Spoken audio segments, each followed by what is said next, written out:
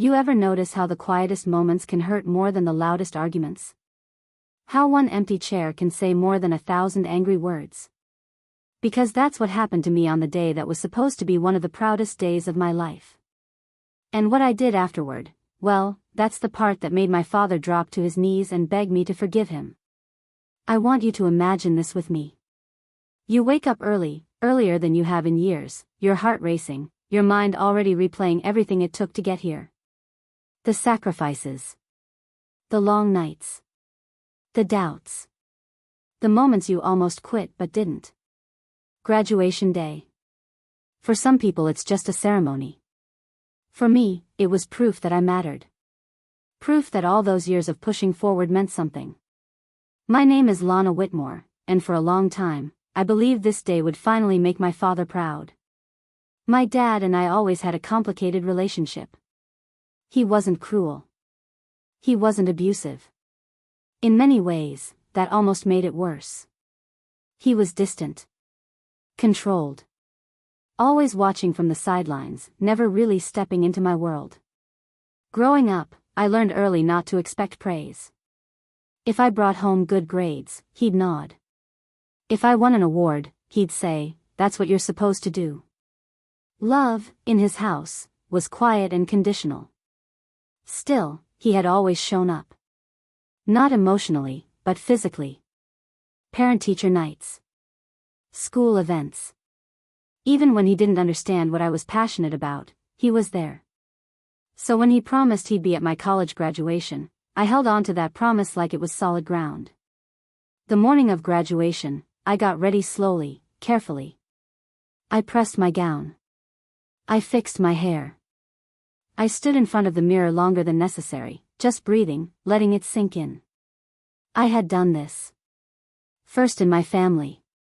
No shortcuts. No favors. Just grit. And somewhere in the audience, my father was supposed to be watching. At least, that's what I believed. The ceremony hall was buzzing.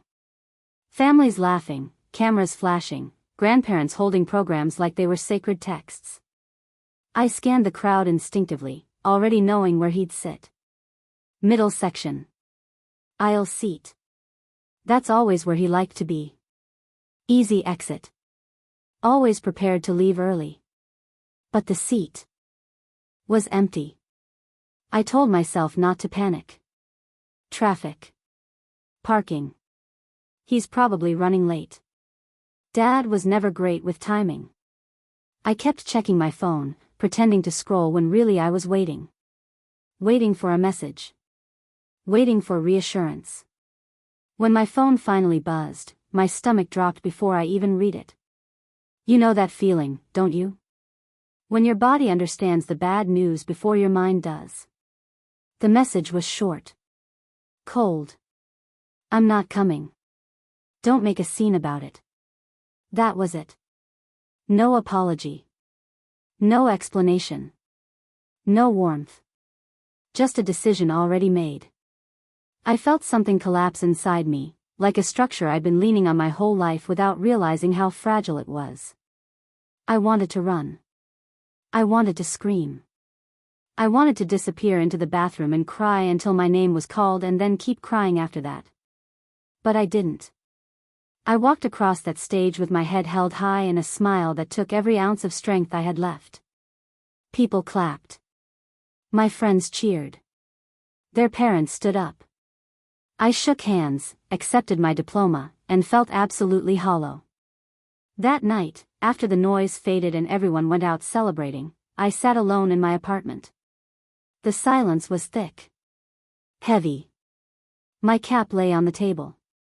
My gown hung over a chair like a deflated version of myself. I read that message again. And again. And again. That's when it hit me. This wasn't thoughtless.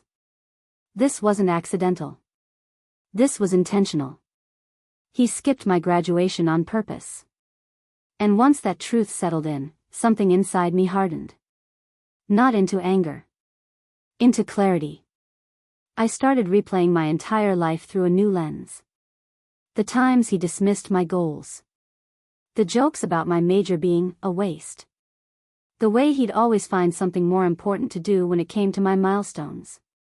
I had spent years making excuses for him, telling myself that this was just how he loved. Quietly. Awkwardly. Imperfectly. But love doesn't abandon you on the day you need it most. I didn't call him. I didn't text him back. For the first time in my life, I chose silence. And in that silence, I made a decision that would change everything between us. I wasn't going to yell.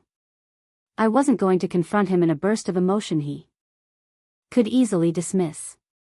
I wasn't going to beg him to understand. Instead, I was going to let him feel what it was like to face the truth without a shield. People think revenge is loud. That it has to involve shouting, threats, or dramatic confrontations. But sometimes the most powerful revenge is calm. Thoughtful. Precise. I began putting something together. Slowly. Carefully. Not out of rage, but out of resolve. I gathered memories. Documents. Proof. Things most parents never imagine their children are keeping track of. I didn't rush. I let the weight of it grow, piece by piece. And while I was doing that, I also focused on myself. I found work. Paid my own bills. Built a life that didn't revolve around his approval. The stronger I became, the clearer my plan felt. What I prepared wasn't meant to destroy him. It was meant to wake him up. To force him to confront the version of himself he'd spent decades avoiding. And once I committed to it, there was no turning back.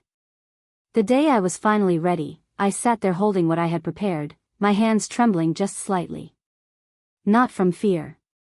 From knowing that after this, nothing would be the same. I didn't know how he'd react. I didn't know if he'd call, or deny everything, or pretend it never happened. But I knew one thing for certain. Once he received what I sent, he would never again be able to say he didn't understand. And that is when the real story begins. After I sent what I prepared, the days that followed felt strange and suspended, like the air right before a storm finally breaks. I went about my routine, went to work, paid bills, answered emails, but underneath it all there was this steady hum of anticipation. I hadn't done this impulsively. I hadn't lashed out. What I sent was deliberate, thoughtful, and impossible to ignore. And that made the waiting almost harder. What I mailed to my father wasn't flashy. No angry letter. No accusations written in all caps. It was a package, neatly organized, almost respectful in its presentation. Inside was a letter, yes, but it wasn't the heart of it. The heart of it was everything else. I started the letter calmly. I told him I loved him. That part mattered to me, because it was true, even after everything. Then I told him I wasn't writing to argue or punish him. I was writing because I needed him to finally see me. Then came the evidence. I included copies of report cards from elementary school, middle school, high school. All the comments teachers had written about my effort, my curiosity, my persistence. I highlighted the ones that said things like, a pleasure to have in class, and shows exceptional dedication. Not to brag. To remind him that I hadn't just suddenly become someone worth being proud of at graduation. I'd been that person all along. I included programs from school plays where I'd scanned the audience and seen his empty seat. Award ceremonies he'd skipped because he was too tired. Science fairs where he dropped me off and picked me up but never walked inside. Next to each program, I'd written the date and one simple sentence. I looked for you. Toward the end of the package, I included a printed screenshot of the text he sent on my graduation day. I didn't circle it. I didn't underline it. I let it sit there, plain and undeniable. And then I ended the letter with words that took me days to write. I told him that missing my graduation didn't just hurt my feelings. It changed the way I saw him. It changed the way I saw myself. I told him that for the first time, I felt like he didn't just fail to show up, he chose not to.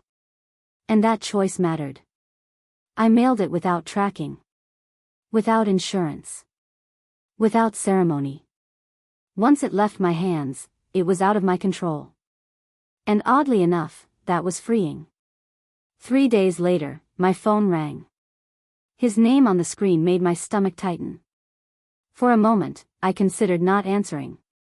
I had spent my whole life responding immediately when he called, like some part of me was still hoping for approval. This time, I waited.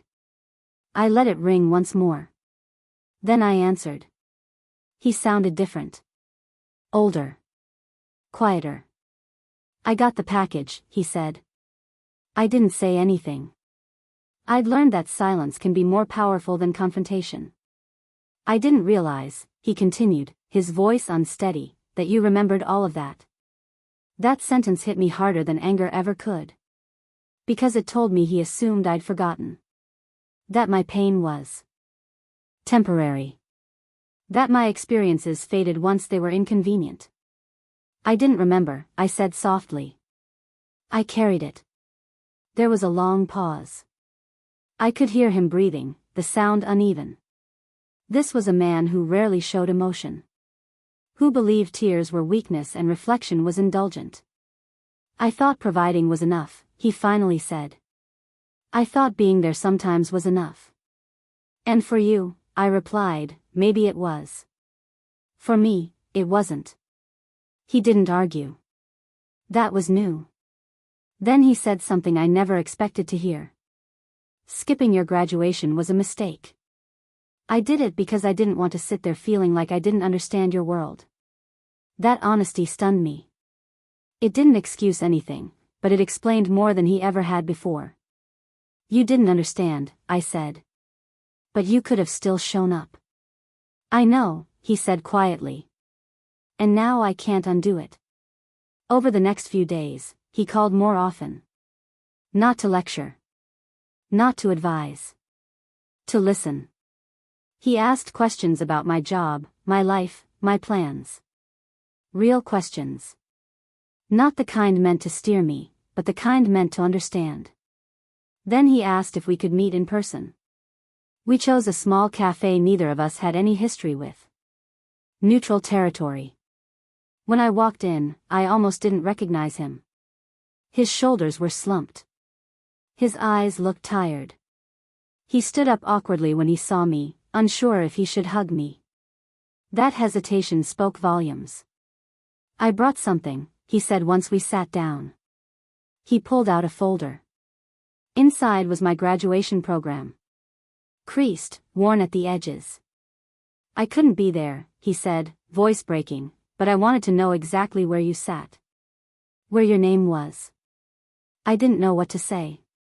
Part of me felt vindicated. Another part felt grief for the moment that could never be reclaimed. I'm sorry, he said. Not just for graduation. For all the times I didn't show up the way you needed. I looked at him then, really looked. Not as my father. As a flawed man confronting the consequences of his choices. I didn't send that package to hear you say sorry, I told him.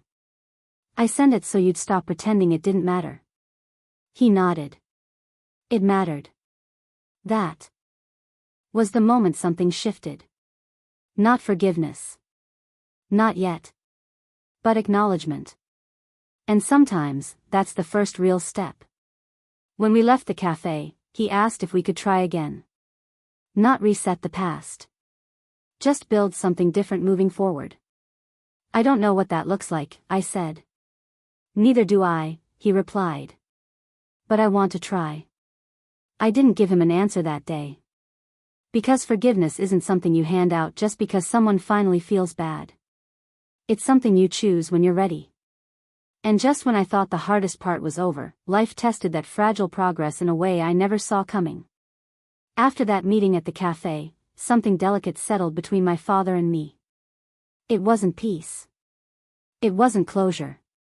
It was more like a ceasefire, an agreement to stop pretending nothing had happened. We talked more in those weeks than we had in years, but every conversation felt like we were walking on thin ice. Careful. Measured. Neither of us wanted to shatter whatever fragile progress we'd made. And then life, as it tends to do, decided to test us. About a month after that meeting, I got a call from a number I didn't recognize. I almost let it go to voicemail, but something made me answer. It was a woman from the hospital. She asked if I was Lana. When I said yes, she told me my father had been admitted earlier that morning. Chest pain. Shortness of breath. They were running tests. I remember sitting down slowly on the edge of my bed, phone pressed to my ear, my mind racing. All that anger I'd carried, all that clarity I'd built, suddenly collided with something older and more primal. Fear. I called him right away. He answered on the second ring, his voice thin but steady. He told me not to worry, said it was probably nothing, said the doctors were just being cautious. He always did that. Minimized. Controlled. But I could hear it, the strain underneath. I can come, I said without thinking. There was a pause. Then he said, you don't have to. I realized in that moment how many times I'd heard that phrase growing up. You don't have to. As if my presence was optional. As if wanting to be there was an inconvenience. I want to, I said. And this time, I meant it. The drive to the hospital felt longer than it was. Every mile gave my thoughts more room to spiral. What if this was serious? What if I never got another chance to say the things I still hadn't said? What if forgiveness stayed unfinished? When I walked into his room, he looked smaller than I remembered. The machines beeped softly around him, cords and tubes reminding me how fragile even the strongest people really are. He tried to smile when he saw me. You came, he said. I said I would, I replied, pulling a chair closer to his bed. We sat in silence for a while. Not the heavy silence we'd lived in for years, but something quieter. Almost reflective. He stared at the ceiling, then finally spoke. I kept thinking about your graduation, he said. Lying here, that's what keeps coming back. I didn't respond right away. I let him continue. I told myself for years that ceremonies didn't matter, he said. That showing up didn't change outcomes. But laying here, wondering how much time I've got left, all I can think about are the moments I chose to skip. His voice cracked on that last word. I thought I was teaching you strength, he continued. Independence. What I really taught you was how to live without me. That hurt in a way that was different from before. Quieter. Sadder. You did teach me that, I said honestly. But you also taught me resilience. Even if you didn't mean to. He turned his head to look at me then, eyes glassy. I don't want to be someone you had to survive, he said. I want to be someone you choose to have in your life. That sentence stayed with me. Because for the first time, he wasn't asking for forgiveness. He was asking for a chance to change. Over the next 2 days, I stayed with him in the hospital. We talked. Really talked. About his childhood. About his father, who never came to anything. Who believed emotions were weakness and presence was optional. I began to see the pattern more clearly, not as an excuse, but as an explanation. I promised myself I'd be better than him, my father said one evening. I just didn't realize how low that bar was. I laughed softly despite myself. There was something painfully human about that realization. When he was discharged, I drove him home. It felt strange, reversing roles. Me reminding him to take his medication. Me making sure he ate. Me telling him to rest. Somewhere in that shift, something inside me softened. Not because he was sick. But because he was trying. A week later, he called me again. This time, his voice was steadier. I need to ask you something, he said. And you can say no. I braced myself. There's a ceremony at your university, he continued. An alumni recognition event. They're honoring recent graduates. I know it's not the same. I know it doesn't replace what I missed. But, could I go with you? My first instinct was to say no. To protect myself from disappointment. To avoid reopening a wound that had barely started to heal. But then I thought about the hospital room. The way his voice had sounded when he admitted his regret. The effort he'd been making, step by step. "I'll think about it," I said. That night, I barely slept. Forgiveness is complicated. It's not just about letting go of anger. It's about deciding whether someone deserves access to you again. And whether you're willing to risk being hurt. In the end, I said yes. The day of the event, I watched him get ready like it was a test. He put on a suit he rarely wore. Checked himself in the mirror more than once.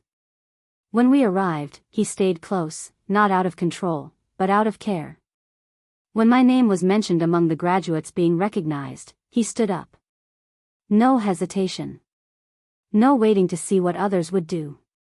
He stood, clapped, and for the first time in my life, I saw tears in his eyes. It wasn't my graduation.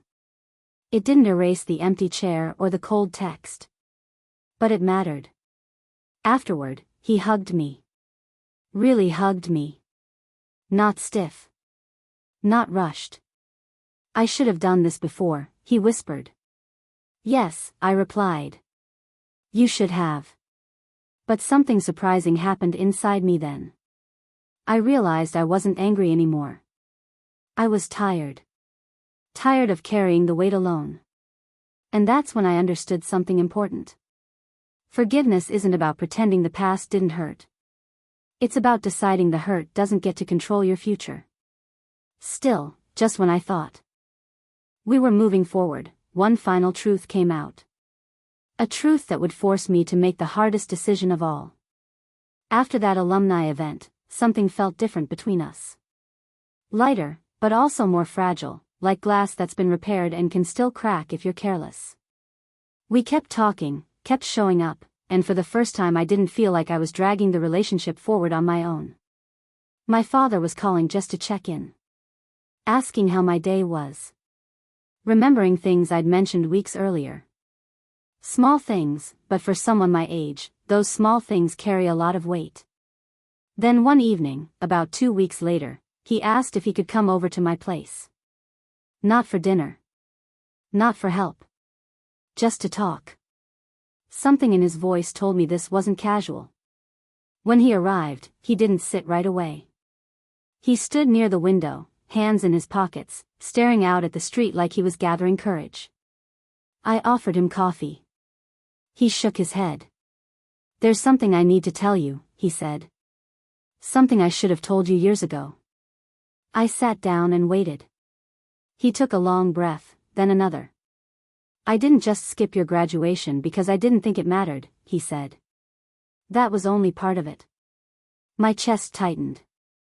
"I skipped it because I was ashamed," he continued. Ashamed of myself. I felt my heartbeat in my ears. Ashamed of what? He turned to face me then, eyes wet but steady.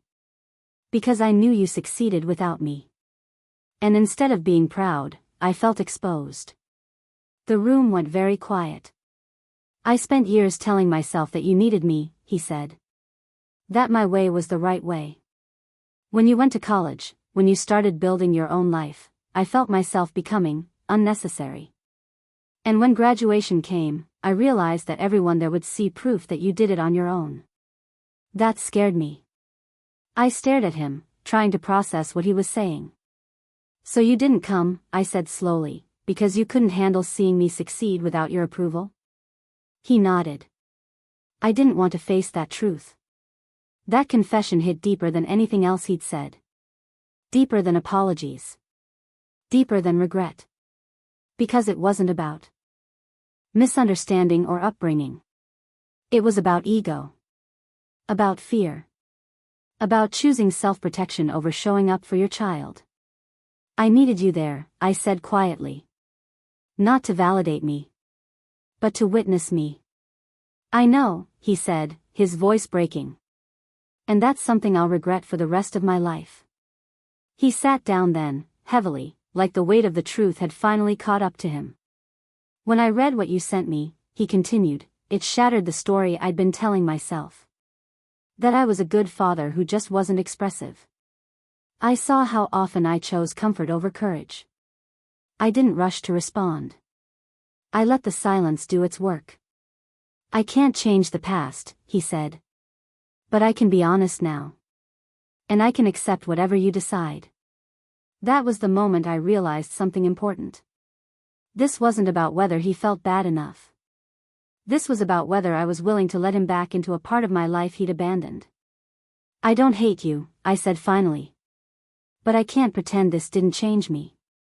I wouldn't ask you to, he replied. We talked for hours that night. About boundaries. About expectations. About what rebuilding trust would actually require.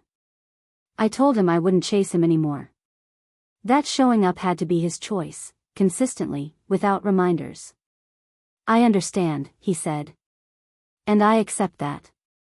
When he left, I sat alone on my couch, emotionally exhausted. Forgiveness wasn't a single moment. It was a process. A series of choices. And the hardest part wasn't letting go of anger. It was letting go of the version of him I'd always hoped he'd be. But something else happened too. For the first time, I felt free. Free from waiting. Free from hoping he'd change on his own. Free from carrying responsibility that was never mine to begin with. Weeks passed. Then months. And my father did something remarkable. He showed up. Not perfectly. Not dramatically. But consistently. Calls. Visits. Genuine interest. When he said he'd be somewhere, he was there early. And one afternoon, as we sat together quietly, he said something that told me everything I needed to know. I missed your graduation, he said. But I don't want to miss the rest of your life. That's when I knew my surprise hadn't just made him beg for forgiveness. It forced him to confront himself.